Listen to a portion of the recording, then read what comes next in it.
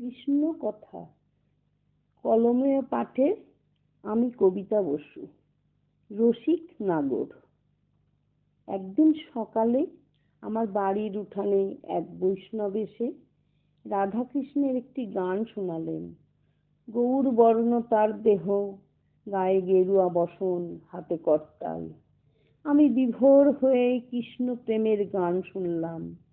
মাটির দাওয়ায় একখানা আসন বিছিয়ে ঠাকুরকে বসতে বললাম।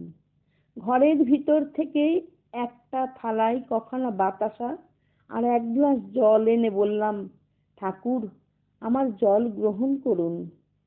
উনি আমার জল গ্রহণ করলেন।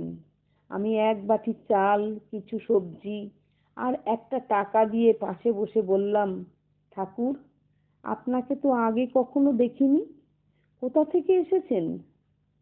উনি বললেন, নদিয়ার এক গ্রামে আমার বাস।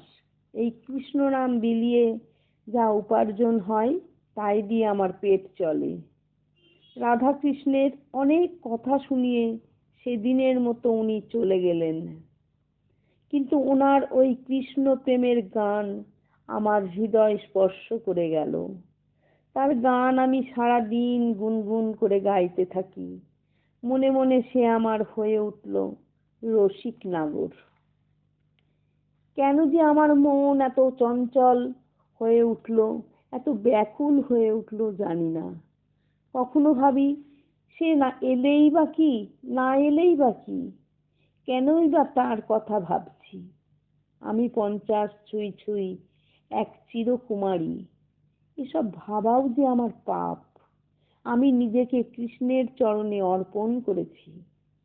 আমার 3 কুলে কেউ নেই। আমার ভালো মন্দ আমি নিজেই ঠিক করি। তাই তো ছোট থেকে কৃষ্ণ সেবা করে আমার দিন কাটে। আজ আমার মন এমন হলো কেন? তবে কি এতদিন পরে কৃষ্ণ ওই রসিক নাগরকে আমার কাছে পাঠিয়েছেন? প্রতিদিন মাটির দাওয়ায় আসন পেতে জল বাতাসা নিয়ে বসে তার জন্য অপেক্ষা করি। কিন্তু এ কি হলো? সে না আসলে অজান্তে চোখের জলে আমার বুক ভিজে যায়। আমি ছুটে যাই মন্দিরে। কৃষ্ণের কাছে গিয়ে বলি, তুমি ছাড়া জগৎ অন্ধকার, তুমিই সকলকে আলো দেখাও। এতদিন তোমার চরণে পড়ে আছি, তোমাকে ছাড়া আর কিছু ভাবিনি। তবে আজ কেন আমার মনকে দুর্বল করে দিলে? আমার মন আজ বড় চঞ্চল। আমি যে ওই বৈষ্ণবের মাঝে আমার রসিক নাগরকে দেখেছি, ওনাকে আমার কাছে ফিরিয়ে দাও ঠাকুর। মন্দির থেকে বাড়ি ফিরে দেখলাম বারান্দায় রাখা জল বাতাসা নেই। থালায় রয়েছে চন্দন মাখানো 2টি তুলসী পাতা। যে তুলসী যে তুলসী পাতায় চন্দন মাখিয়ে আমি রোজ কৃষ্ণের চরণে অর্পণ করি, এ তো সেই তুলসী পাতা।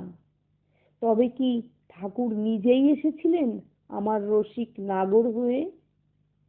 50 বছর ধরে তোমার পুজো করছি, তবে কি আজ আমি তোমার দেখা পেলাম ঠাকুর? প্রতিদিন নিকানো বারান্দায় আসন বিছিয়ে জল বাতাসা নিয়ে আমি তোমার জন্য অপেক্ষা করব। তুমি একদিন হলেও এসো, আমি তোমার আসার অপেক্ষায় থাকলাম। নাওয়া খাওয়া ভুলে হে কৃষ্ণ বলে দিন কাটে। ক্লান্ত শরীর অবশ হয়ে পড়ছে। এক সময় ঘুমিয়ে পড়ি। দেখলাম সে এসেছে। ওই তো আমার মাথায় হাত বুলিয়ে বলছেন, এবার তোর যাওয়ার সময় হয়েছে, চল, যাবি না? আমিই তোর রসিক নাগর, তোকে নিতে এসেছি। আমার চোখে চন্দন মাখানো 2টি তুলসী পাতা দিয়ে বললেন, এবার চলো, এসো আমার সাথে।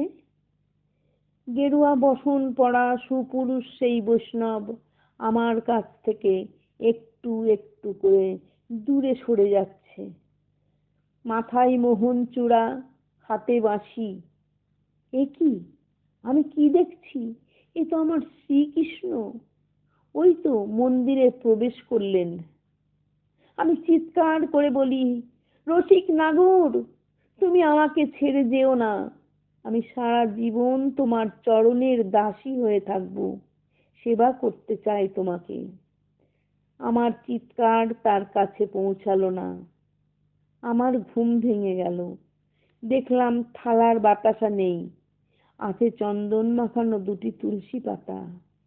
আমি সত্যিই তার দেখা পেয়েছি, স্বপ্নের মধ্যে হলেও কৃষ্ণ আমাকে দেখা দিয়েছে।